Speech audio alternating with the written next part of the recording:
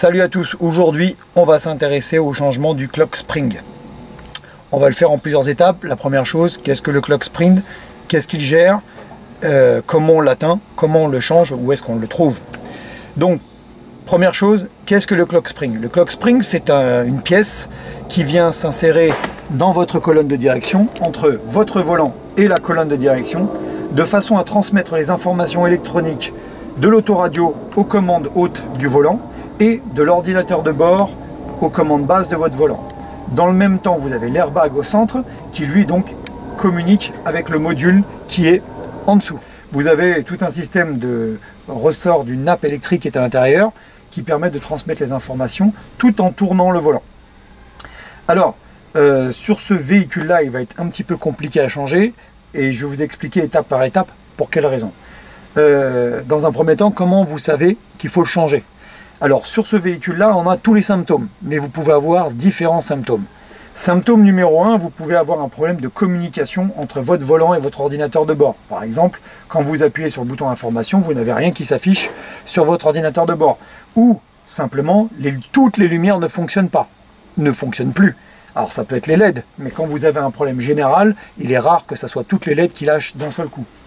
Et vous avez aussi un problème qui est assez récurrent, puisque nous avons déjà eu quelques exemples sur Facebook, où vous avez votre voyant airbag qui est allumé sur le tableau de bord et qui parle de cet airbag-là. Attention, je ne parle pas de l'airbag côté passager, on parle de l'airbag côté conducteur.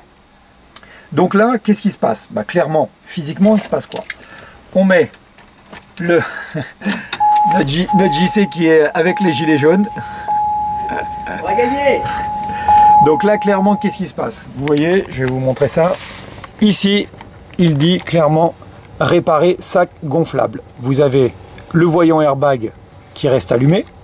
Et deuxième problème, vous n'avez plus aucune fonctionnalité du volant. Vous voyez, j'appuie sur les boutons, rien ne se passe. Alors, d'où ça peut venir? Plusieurs choses. Avant d'en arriver à penser que c'est le clock spring, il peut avoir un problème de fusible, il peut avoir un autre problème, des problèmes plus simples, mais il est vrai que dans le cas présent, si vous considérez que l'airbag ne fonctionne plus, plus les fonctionnalités volantes ne fonctionnent plus, c'est que là c'est un problème général. Donc j'ai déjà fait la recherche de panne sur ce véhicule-là, j'ai tout remonté, puisqu'il a fallu commander la pièce pour pouvoir la changer. Il s'avère donc que c'est le clock spring. Alors le clock spring, c'est quoi? C'est simplement, je vais vous le montrer en détail un peu plus tard, c'est un boîtier qui est entre le volant et la colonne de direction, et en fait dedans il y a une nappe électrique qui tourne de façon à ce que vous puissiez faire donc vos braquages à droite et à gauche, tout en transmettant les informations via des petites nappes très fines électriques qui transmettent donc le courant d'une partie de l'extérieur du volant à l'intérieur de la colonne de direction. Sur ce véhicule-là, certaines fonctions commençaient à ne plus fonctionner. D'abord, il y a eu un ou deux boutons, après il y a eu un deuxième bouton, et puis d'un seul coup, l'airbag est aussi apparu. Donc en fait, c'était la nappe à l'intérieur, que je vais vous montrer un petit peu plus tard, qui se déchirait au fur et à mesure, qui était donc usagée, et au fur et à mesure, donc, les petites nappes se sont déchirées, et donc ont créé d'autres erreurs sur le véhicule. Donc là maintenant, c'est général, puisque il n'y a plus de fonction volant et il n'y a plus d'airbag qui fonctionne. Nous avons trouvé la pièce. Alors la pièce n'est pas simple à trouver puisque j'ai fait des recherches internet. Je vous mettrai les liens, vous pourrez toujours venir sur Facebook, vous aurez tous les liens, les prix, etc. Le clock spring, je l'ai trouvé que de deux façons. Un en Allemagne et le deuxième aux États-Unis. Il n'y en a pas des masses puisque j'ai pas trouvé beaucoup de liens qui parlent de cette pièce-là. Et à la différence de beaucoup de véhicules de GGM, car vous n'êtes pas sans savoir, pour ceux qui possèdent des Hummer depuis un moment, beaucoup de pièces de ce véhicule vont aussi sur plein d'autres véhicules de même marque. C'est-à-dire que vous avez des pièces qui sont communes au Hummer H2, Sierra, Genali, Yukon. Vous avez plein de pièces qui sont comme ça. Et le Chevy aussi, vous avez pas mal de pièces qui sont compatibles avec Chevy ou qui sont faites exactement de la même fabrique, de façon à ce que ça aille sur tous les véhicules. C'est assez récurrent aux États-Unis. Mais il s'avère que pour cette pièce-là, alors pour d'autres, pour l'instant, on n'a pas encore tout démonté à H2, on en a fait déjà pas mal, mais pas jusque-là. C'est la première fois qu'on est obligé de trouver une pièce qui est spécifique au Hummer H2. Je vous expliquerai pourquoi elle est spécifique une fois que j'aurai démonté. Donc dans un premier temps, on va parler donc du démontage et comment on arrive jusque là. Pour pouvoir changer cette pièce-là, il va falloir donc démonter l'airbag, sortir le volant, démonter toute la partie qui est autour, c'est-à-dire le contour du compteur, cette petite pièce-là, de la ventilation, la partie basse, et démonter aussi le cache Neumann que vous avez tout autour ici. Je dis et répète, c'est pas une opération super simple. Il faut avoir quelques petites connaissances, c'est pas impossible, mais il faut y aller étape par étape et ne surtout pas les griller parce que soit vous risquez d'abîmer certaines pièces, voire même d'endommager d'autres pièces. Donc là, ça demande juste d'être très attentif et de bien suivre les étapes les unes derrière les autres. Donc, étape numéro 1, démonter l'airbag. Pour démonter l'airbag, on ne s'amuse pas à enlever l'airbag tant que le véhicule est encore sous tension, c'est-à-dire que la batterie est encore connectée. Dans un premier temps, on déconnecte la batterie, on laisse le système électronique perdre toutes ces données, enfin ces données, de faire comme un reset, et une fois que la batterie est débranchée, on peut intervenir sur l'airbag. Mais quoi qu'il en soit, même quand l'airbag est désactivé, puisque la batterie ne fournit plus d'alimentation, quand vous devez enlever l'airbag, je vous donne le conseil de ne jamais rester face au volant. On ne sait jamais comment ces petites bébêtes ça peut fonctionner, ça peut déclencher. C'est une cartouche qui est dedans, plus le sac. Si jamais ça devait péter, prendre en pleine face alors que ça pète, il peut y avoir des dégâts importants. Donc il faut toujours être déporté du volant quand vous aurez à faire ce genre d'intervention. Démonter l'airbag, c'est extrêmement simple. Je vais vous montrer ça, c'est extrêmement simple. Juste sécurité, vous débranchez la batterie, vous laissez le temps du reset et ensuite vous commencez à intervenir. Allez, c'est parti. Bien, maintenant que j'ai débranché la batterie, on va enlever l'airbag. Comment on enlève l'airbag? C'est très simple. Il vous suffit de vous munir d'un petit chasse-goupille comme celui-ci, voilà, et de l'insérer de part et d'autre de votre volant. Vous voyez, il y a un petit trou de ce côté-là. Vous avez exactement le même de l'autre côté, voilà, comme vous pouvez le voir sur la vidéo. Et vous insérez, alors je tiens la caméra en même temps, vous insérez dans cette partie-là, tac, et vous appuyez. Et en fait, quand vous appuyez, vous avez comme une espèce de résistance, regardez, voilà. Et quand vous appuyez, il faut tirer en même temps sur l'airbag. Donc, comme je ne peux pas faire les deux en même temps, je vais vous montrer ça. Voilà. Donc, pour ce faire, comme je vous disais, vous ne vous mettez pas face à l'airbag, vous appuyez sur le côté, vous déclenchez un côté, ensuite vous rentrez le chasse-goupille de l'autre côté, qui est là, voilà, vous appuyez dessus et vous déclenchez l'airbag. Voilà, tout simplement. Et en fait, quand vous appuyez ni plus ni moins que sur les petites pattes qui sont juste derrière le volant, et vous libérez votre airbag. Une fois que vous avez libéré votre airbag, vous avez juste à déclipser cette petite partie jaune et votre airbag est libéré. Quand il est libéré, vous le sortez du véhicule, vous ne le laissez pas dans le véhicule. On ne sait jamais, encore une fois, ces petites bébêtes-là, c'est quand même un sac avec une cartouche. Donc vous le mettez en dehors du véhicule, assez loin, hors de la portée de tout le monde. Et ensuite, vous pouvez intervenir sur le volant. Maintenant que vous avez enlevé l'airbag, il faut démonter le volant. Pour démonter le volant, vous avez donc plusieurs câblages que je vous montre déjà à l'intérieur. Donc ça, c'est le câble de l'airbag. Vous avez ici deux câbles rouges qui sont ni plus ni moins que la continuité de votre klaxon, puisque cette partie-là, si j'appuie dessus, bon là la batterie est débranchée, mais c'est ce qui vous fait le klaxon du véhicule. Ok. Et là, ce fil-là, c'est le klaxon.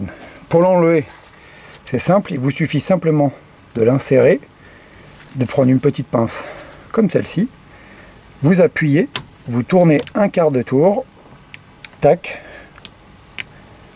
Alors c'est pas évident quand on a une caméra dans les mains, voilà, voilà, un quart de tour dans le sens horaire, et vous déconnectez le klaxon. Une fois que cela est fait, il ne vous reste plus qu'à déconnecter les fonctions volant, donc c'est la prise qui est là. Avec un tout petit tournevis plat, vous levez légèrement l'ergot qui est ici et vous déconnectez cette prise.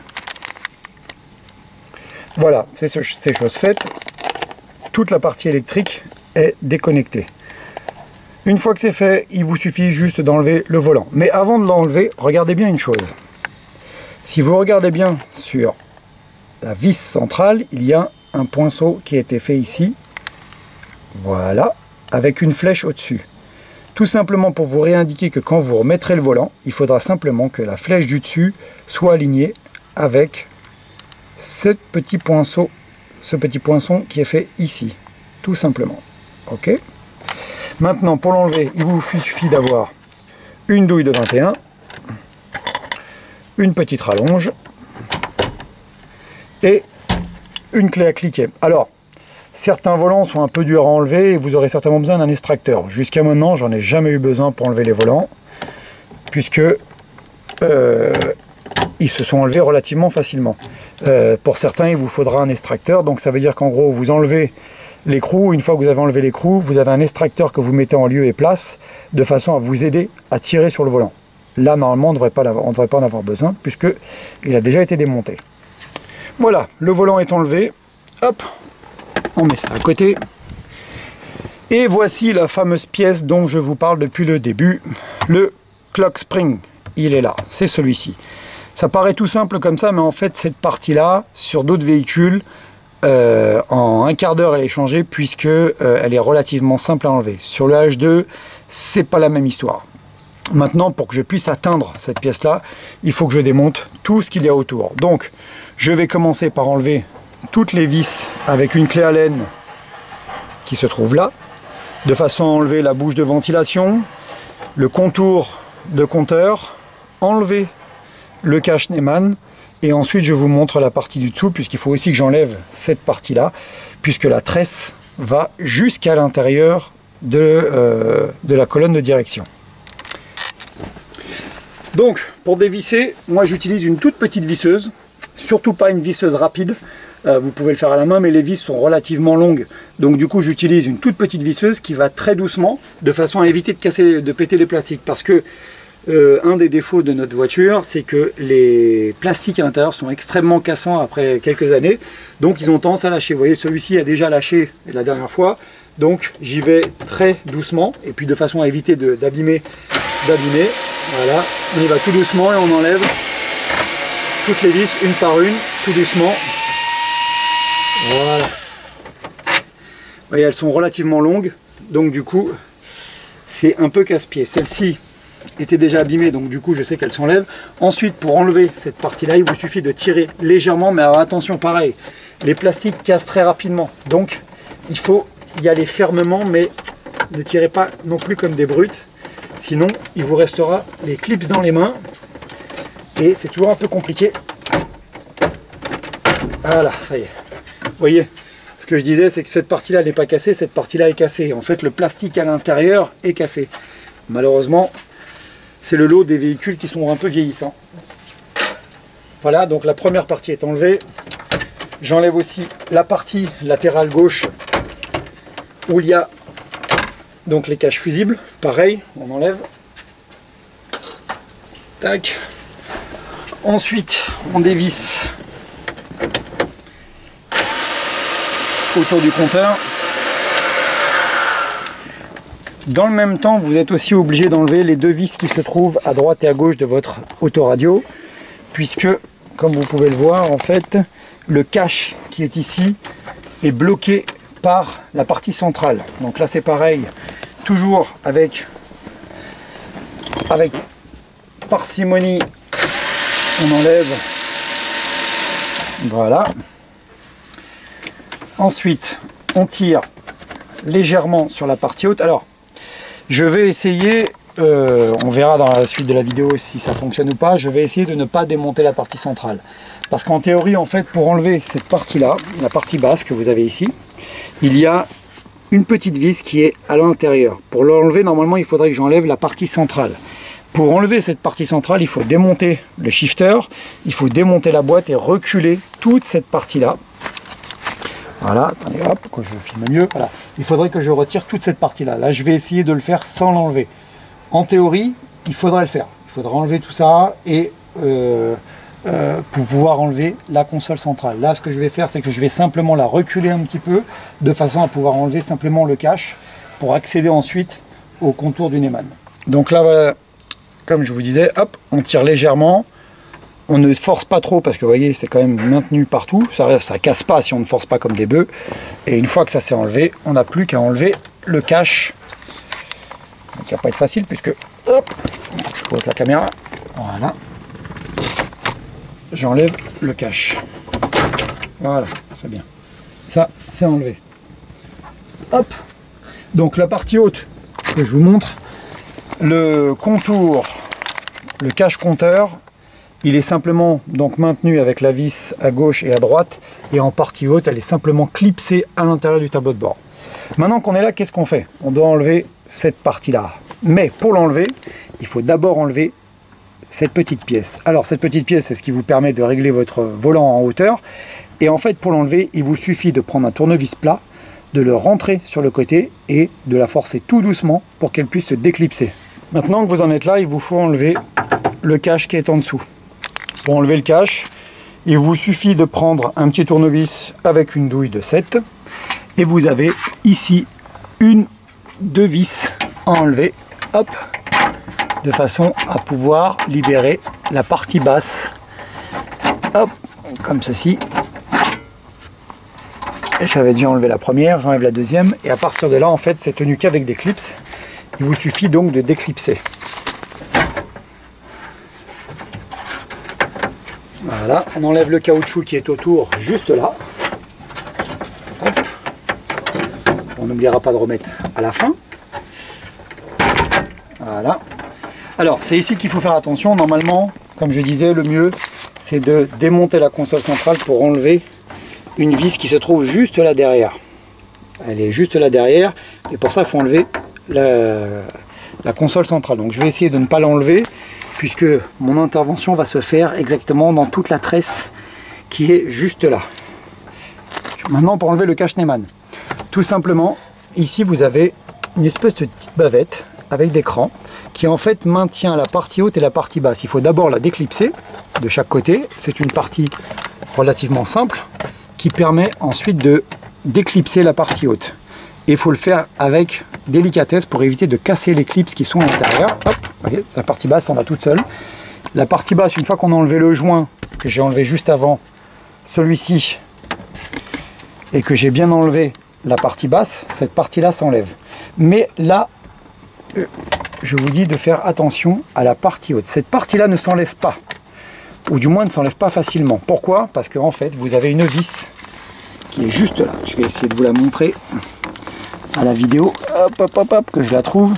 Elle est toute petite et elle est là. Hop, on va essayer de voir si on arrive à la voir correctement. Elle est juste là. C'est une toute petite vis. Voilà, elle est ici. Elle est ici, voilà, juste au-dessus du Neyman. Pour ça, il vous faut un embout Torx femelle, de façon à pouvoir le dévisser. Alors vous pouvez forcer, mais vous risquez de casser, et c'est pas le but du jeu aujourd'hui, c'est de pas casser, parce qu'ensuite le réassemblage ne pourra pas se faire de manière très correcte. Donc on essaye de démonter ça en enlevant cette vis là, enfin c'est pas on essaye, on doit dévisser la vis qui est en dessous juste avant. Alors voilà un petit peu la vue d'ensemble de ce que vous avez sur le côté. Maintenant qu'on a enlevé le cache Neyman, on va s'intéresser au clock spring. Maintenant, je vais pouvoir vous donner en détail comment fonctionne ce clock spring. Voilà. Alors, comme je vous expliquais au début de la vidéo, vous avez donc les connectiques qui sont là. Donc celui-ci pour l'airbag, celui-ci pour les fonctionnalités du volant. Ensuite, vous avez cette partie de câble qui rentre à l'intérieur du clock spring. Je l'ouvrirai après pour vous montrer comment c'est fichu à l'intérieur. Et une fois que ça ressort, ça repart avec des câbles qui sont censés être là. Alors ici, ils n'y sont plus puisque je les ai enlevés, puisqu'ils étaient cassés. Je vais vous les montrer. Les voici. Et donc cette partie-là est normalement branchée juste là en dessous. C'est là que la particularité du Hummer vient par rapport, quand on le compare au Chevy, au Yukon et aux autres véhicules de la même marque, type GM. qui normalement doivent pouvoir changer le clock spring sans rien toucher d'autre que de débrancher ces deux câbles là. Quelle est la différence? La différence est que sur les autres véhicules, ces deux prises là sont des prises mâles qui viennent s'insérer à l'intérieur du clock spring. On les débranche, on enlève le clock spring, on met le nouveau, on rebranche ces câbles là et c'est fini. Sauf que sur le H2, ils ont décidé de faire autrement et c'est un peu plus complexe que ça, puisque en fait, cette pièce-là, avec les connectiques qui sont en dessous, les connectiques du Komodo, les connectiques du Neyman, les connectiques des feux de détresse, tout est lié et tout va se brancher directement là-bas avec la fiche jaune que vous voyez, la fiche airbag. À quoi ça ressemble? Ça ressemble à ça. Je vous montre le nouveau. Le nouveau, le voici. Il est livré de cette manière-là. Donc, comme je viens de vous expliquer, normalement, sur d'autres modèles, ces prises-là s'insèrent là. Et on a juste à changer cette partie-là. Vous pouvez regarder sur Internet, vous verrez. Souvent, les clock springs pour tout le type de véhicule, hein, parce que bien sûr, les clock springs sont sur tous les types de véhicules qui ont des fonctionnalités volant. Des voitures les plus basiques ou aux plus grosses voitures, ils ont exactement le même système. Légèrement différent en fonction des modèles, mais le principe est exactement le même. Cette partie-là qui vient au centre, ceci qui se connecte au volant, et cette partie-là qui donne les fonctionnalités. En théorie, on est censé pouvoir débrancher cette partie-là, rebrancher les nouveaux et simplement le mettre en place. Sur le H2, c'est totalement différent, puisque pour changer cette pièce-là, elle est livrée comme ceci, c'est-à-dire avec toutes les connectiques. Alors, qu'est-ce qu'il y a comme connectique? Comme je vous disais tout à l'heure, vous avez ici donc ce qui va au volant, et quand vous prenez la tresse dans l'autre sens, ici vous avez tous les câbles de branchement des Komodo, c'est-à-dire que là vous avez les clignotants, les phares, les feux de détresse. Ensuite vous avez aussi la sécurité du Neyman qui se trouve ici pour déclencher ou non la boîte automatique. Vous avez absolument toutes les connectiques dessus, et ensuite vous avez donc ces deux grosses connexions qui viennent se brancher à l'intérieur, que je vous montrerai un petit peu plus tard, pour la mise en place de celui-ci. Maintenant, qu'est-ce qu'on doit faire? Eh ben, on doit enlever le clock spring. Pour enlever le clock spring, il vous faut une pince à circlips comme celle-ci. Voilà, tac, comme celle-ci. Pour l'insérer là, de façon à ouvrir le clips, le sortir et enlever le clock spring. Une fois qu'on a enlevé ça, on a juste à suivre tous les câbles, les débrancher de partout. Voilà, tout simplement en suivant les connectiques de la tresse, hein, il faut suivre la tresse, tout débrancher jusqu'au bout et tout remettre en place dans l'autre sens. C'est pas une mince affaire, donc normalement je ne devrais pas avoir enlevé cette partie-là. Il faut faire attention, comme je disais tout à l'heure, de ne pas la casser, mais a priori ça devrait être relativement simple une fois qu'on en est là. On va débrancher ça et je vais vous montrer ce qui est cassé à l'intérieur pour que vous compreniez bien pourquoi le défaut airbag est apparu sur le tableau de bord et pourquoi les fonctionnalités volant n'étaient plus actives à cause de cette fameuse petite pièce. Mais c'est pas ça qui était cassé, c'est à l'intérieur que c'est cassé. Je l'ouvrirai pour vous montrer. Donc voilà, maintenant que je vous ai montré un petit peu à quoi ressemblait le clock spring de manière générale et tous les branchements qui vont avec, et spécifiques au H2, en fin de compte, on change la tresse dans son intégralité. Puisque même, comme je vous montrais à l'instant, les connexions du Neyman, etc., tout doit être changé puisque tout est sur une tresse unique. Maintenant, comment on enlève le clock spring? Comme je vous montrais au début de la vidéo, il vous faut une pince à circlips. Et au centre, je viens déjà de l'enlever, vous avez donc ce circlips qui est inséré juste là. Il suffit de prendre la pince, ouvrir le circlips, le sortir. Et ensuite, cette partie-là s'enlève toute seule. Alors vous voyez que il y a un emplacement. Il y a donc ce rond ici et cette partie-là. Il faudra remettre absolument l'autre à la même place. Et vous verrez que cette petite partie orange a une particularité que je vais vous montrer quand je mettrai la nouvelle. Donc voilà, vous voyez, il est cassé à cet endroit-là. Donc je l'avais enlevé définitivement. Et je vais vous l'ouvrir pour vous montrer comment c'est fait à l'intérieur.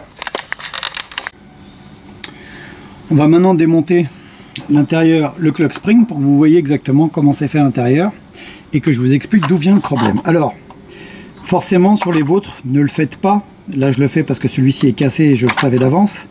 Parce que quand vous faites ça, vous allez voir à l'intérieur, après c'est un peu comme quand on ouvre un vieux réveil. C'est un petit peu, hop, ça part un peu dans tous les sens. Hop, 3. Voilà, donc j'enlève les petits clips qui sont autour.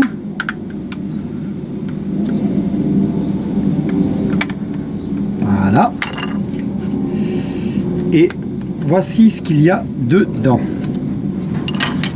C'est comme ça. Alors là, bien sûr, ça ressemble pas vraiment à ça, parce que là, je les ai remis à ma manière, de façon à ce que mon pote puisse utiliser le véhicule sans avoir de problème. Donc j'avais juste réassemblé. Donc voilà, voilà ce que vous avez à l'intérieur.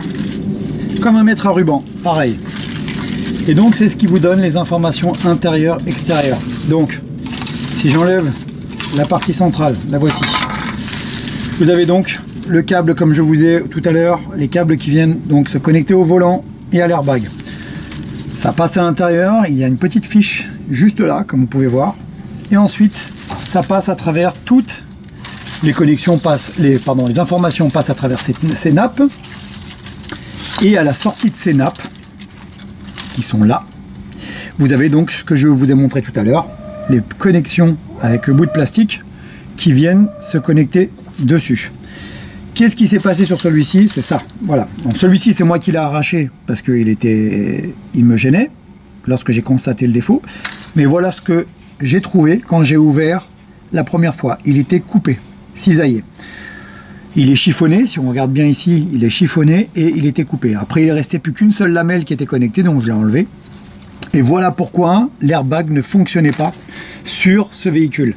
L'airbag et les fonctionnalités volant, puisque du coup il n'y avait plus aucune information qui passait donc du volant aux connexions arrière. Donc maintenant on va mettre le nouveau. Celui-ci c'est poubelle. On va mettre le nouveau, mais avant de mettre le nouveau, on va d'abord déconnecter toute la tresse du Neyman, du Komodo, comme je vous disais, et on va tout sortir jusqu'à là-bas. Allez, c'est parti. Donc voilà, je commence à démonter, donc je débranche au fur et à mesure donc tous les éléments électriques en suivant simplement la tresse. Et là donc je débranche la partie qui est supérieure au Neyman. Maintenant il faut débrancher ce petit truc blanc. Alors comment l'enlever, ce petit truc blanc? Il suffit juste de prendre un tournevis plat et en fait il faut l'insérer juste ici à l'intérieur et je vais le remettre en place. Voilà, hop, il est clipsé. On ne peut pas tirer dessus parce qu'il est bloqué par la partie haute du Neyman et par une petite cosse en plastique. Mais il s'enlève dans ce sens-là. Il doit sortir droit. Pour ce faire, il faut rentrer un petit tournevis là, clipser légèrement sur la droite, pardon, excusez-moi, et ensuite tirer en arrière délicatement. Ça sert à rien de forcer, c'est juste parce que voilà. Et ça, c'est ce qui permet de faire le contact quand vous mettez le Neyman, que la clé est bien à l'intérieur. Tout simplement. Voilà, on débranche celui-ci, ensuite on débranche la partie qui est derrière, donc celui-ci. Voilà, ça c'est ce qui vous permet de pouvoir enclencher vos vitesses, hop, quand la clé est à l'intérieur. Ensuite, pour déconnecter donc celui-ci, il suffit de rentrer le tournevis entre la partie blanche et la prise noire, de façon à ouvrir légèrement cette partie-là pour pouvoir déconnecter le câble. Voilà, donc là maintenant, ici, tout est libéré. Ensuite, il faut enlever donc cette partie blanche, ici, le petit contacteur qui est ici, voilà. Pour l'enlever, c'est relativement simple. Il est inséré comme ceci. Je vais voir si la vidéo est bien, voilà. Ici, il faut insérer donc le tournevis dans le trou qui est juste là, de façon à le tirer. Et il s'enlève tout seul. Voilà. Pourquoi je l'enlève? Simplement parce que les câbles sont bloqués entre ça, le shifter et le Neyman. Et voilà, comme ça je libère toute la tresse de câbles juste en dessous. Comme vous pouvez voir maintenant, les câbles sont libérés en dessous. Maintenant je peux débrancher cette partie-là, ici. Hop, voilà, j'essaie de tout faire en même temps. Voilà. Et de ne pas d'enlever tous les câbles un par un ici. Ça y est de filmer en même temps. Voilà. Donc là, j'ai débranché. Donc comme je vous disais, j'ai débranché en haut, je suis la tresse de câble.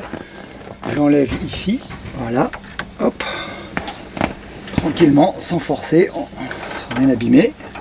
Voilà, et la tresse est libérée. Voilà, donc toute la partie Neyman, c'est fait. Donc le clock spring était déjà cassé. Ok. Maintenant, on va commencer à s'atteler à débrancher toute la partie qui est avec le Komodo. C'est-à-dire chaque petit clips qui est ici. Hop. Et on débranche. Voilà, ça c'est fait. Ensuite, on vient sur la partie haute. On vient débrancher. On vient débrancher donc la partie des feux de détresse. Hop. Comme vous pouvez voir, il suffit juste de lever cette petite partie là, hop, et on enlève les clips. Maintenant, on va débrancher tout ce qui est phare et clignotant sur le côté. Pareil, même système, je vais vous le montrer. Tac, là, là, là. Voilà. Il suffit donc de lever cette petite partie là et de tirer la prise dans votre sens. Voilà, c'est fait. Donc j'ai débranché le premier, celui-ci donc il est débranché. Maintenant on va débrancher la deuxième partie. Donc voilà, c'est fait. J'ai débranché donc toute cette partie là, ça c'est fini. Maintenant voilà, toute la partie qui est avec le clock spring et Neyman plus Komodo, tout est débranché. Maintenant on continue. Vous voyez ici il y a donc ce câble là qui part au-dessus, qui vient se connecter là, qu'on vient débrancher. Il est juste ici, voilà, je vous montre. Tac, voilà, que vous ayez une vue d'ensemble. Une fois qu'on a débranché cette partie là, donc le câble se retrouve ici et on revient sur la tresse principale. Voilà, on va enlever par le bas.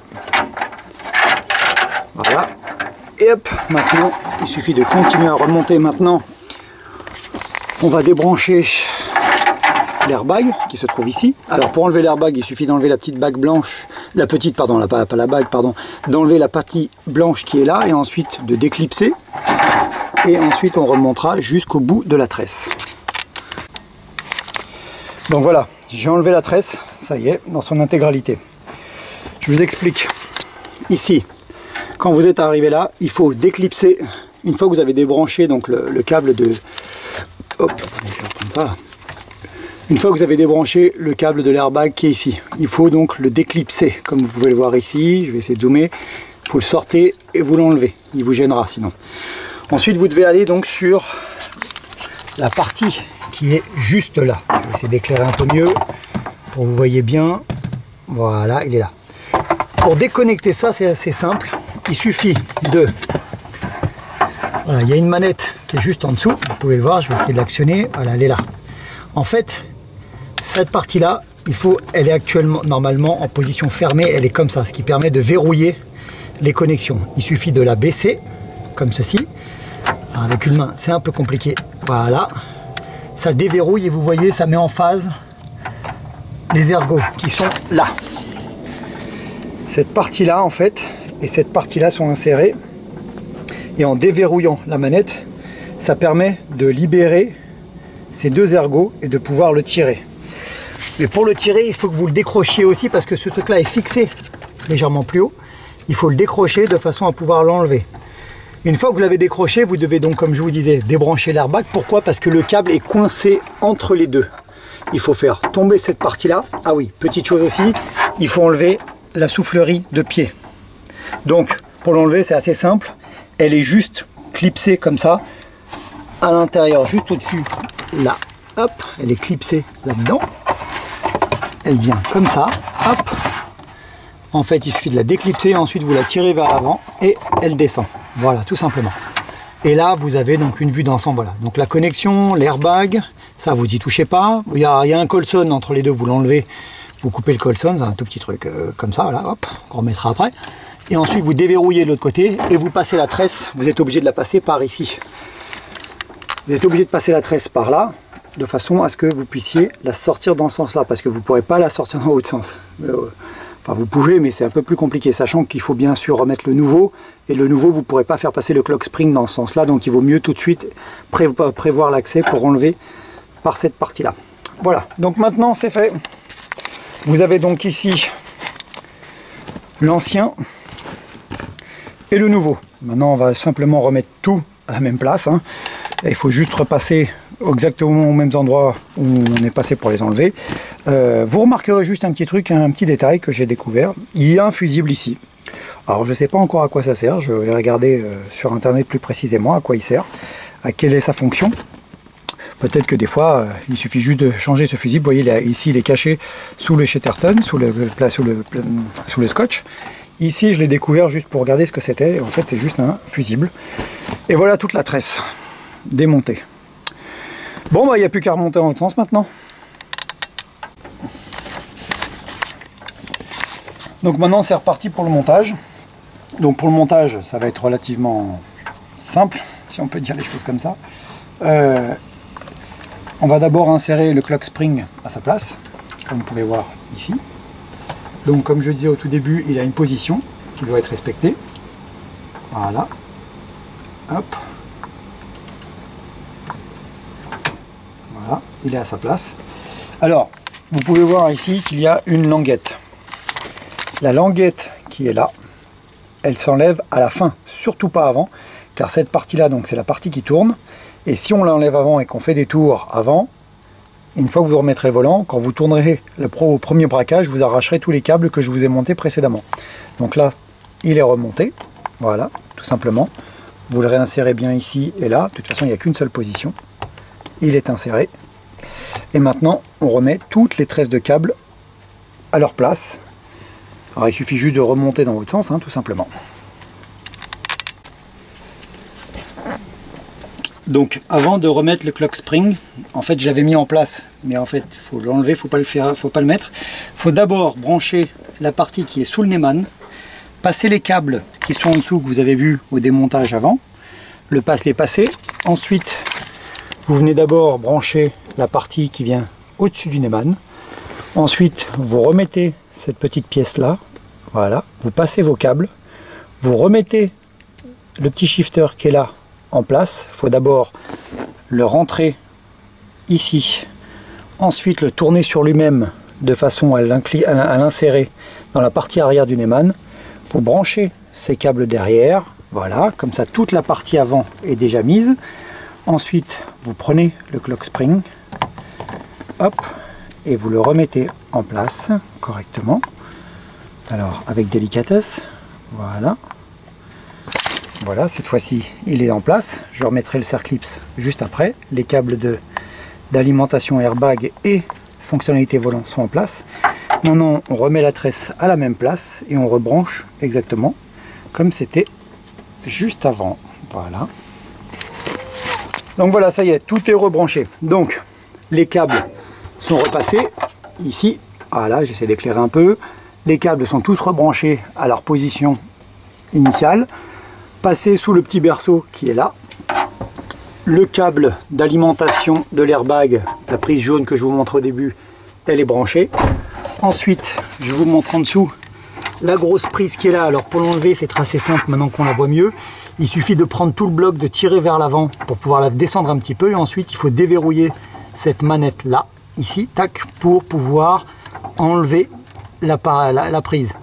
Donc, une fois que vous avez remis la prise principale, il suffit simplement, hop, je vais mettre un peu d'éclairage, de bien ramener cette partie là en fait qui vient tout verrouiller, puisque quand vous rentrez toute la matrice à l'intérieur, il faut le lever complètement de façon à verrouiller proprement les connexions électriques.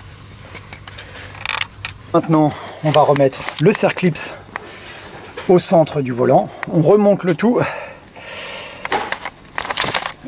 et il sera temps de faire l'essai, voir si tout fonctionne. On continue. Avant le remontage définitif, on fait une petite vérification générale que tout est bien inséré, les clips les câbles bien à leur place de façon à ce qu'ils ne soient pas cisaillés ensuite pendant les mouvements du véhicule. On vérifie que tous les câbles sont bien à leur place. On vérifie que tout est proprement installé comme à l'origine, de façon à ce que ça ne gêne en rien. Voilà.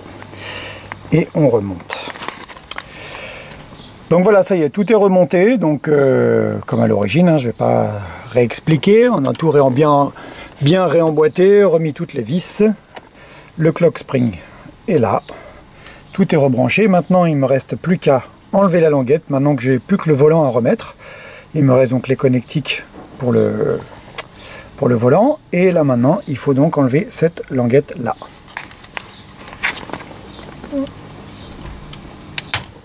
Voilà, donc il suffit simplement de tirer dessus, comme vous pouvez le voir, comme je viens de le faire.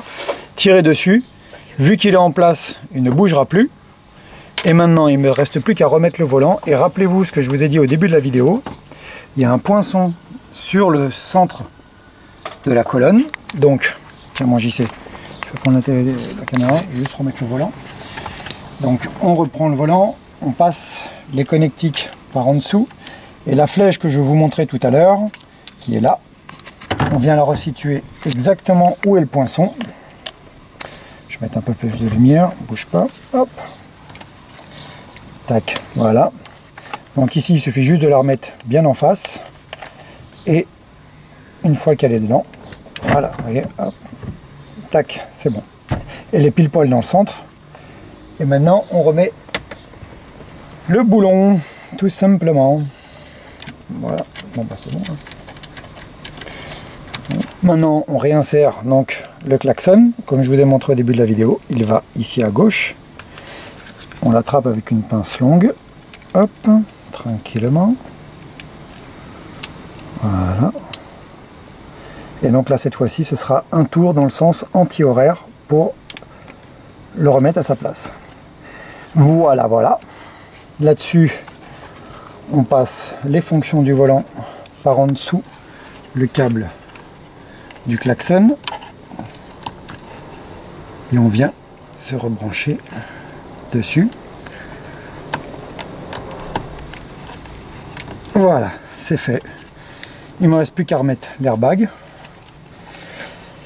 et tester.